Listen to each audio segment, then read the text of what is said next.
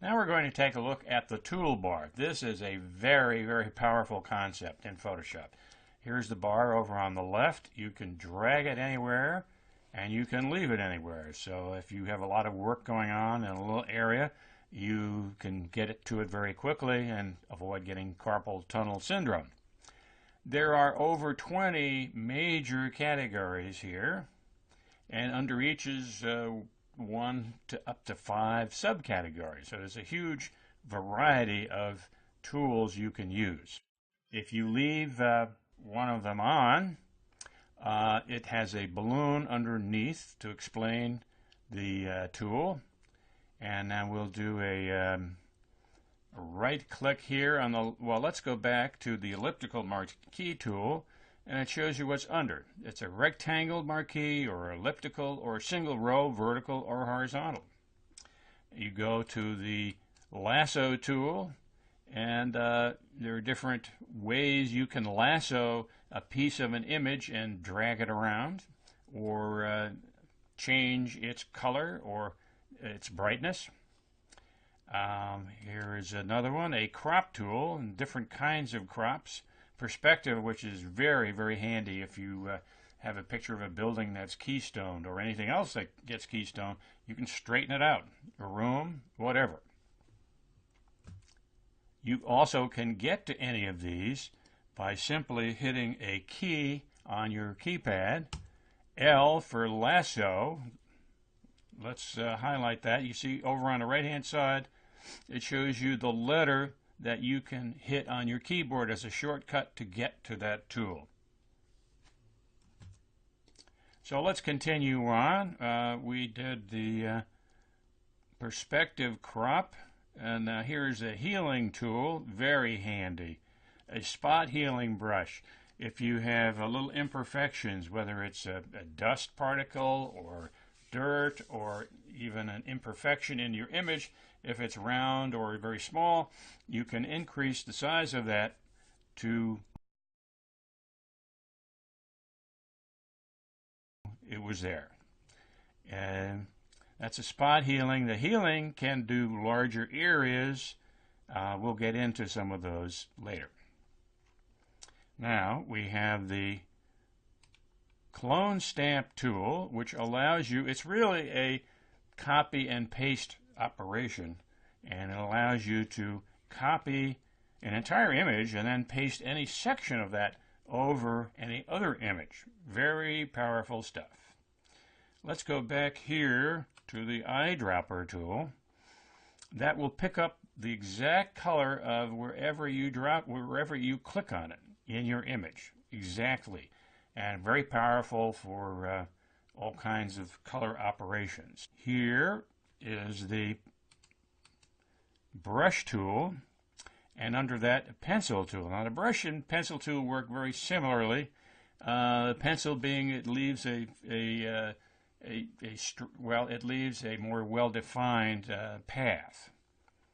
Otherwise, a color replacement tool, a mixer brush tool, a color replacement tool, a mixer brush tool, and here is the clone stamp, which allows you to take any image and copy it, either the entire image or just a small section.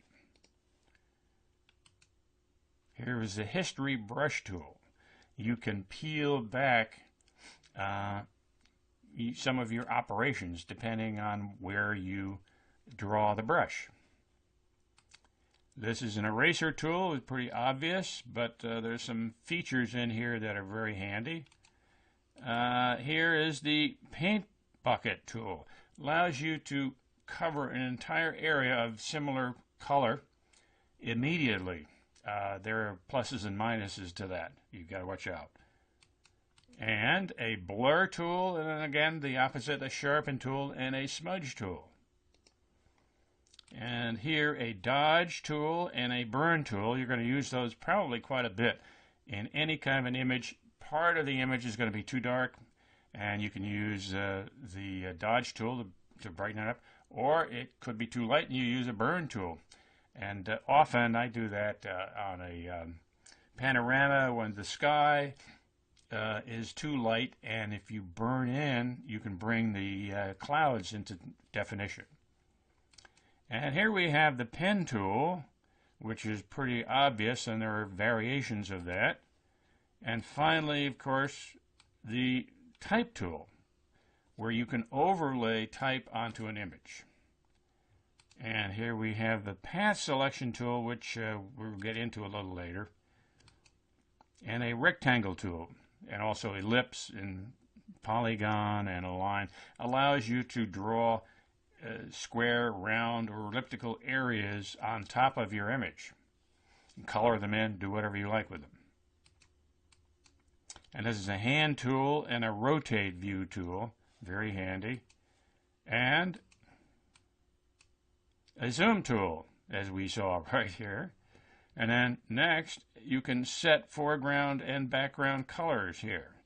If I click on it, you see a panel comes up, color picker foreground, and you have all the colors of the rainbow. You can slide this down, and then within each color, you can go to more of a darker hue or towards the black or white.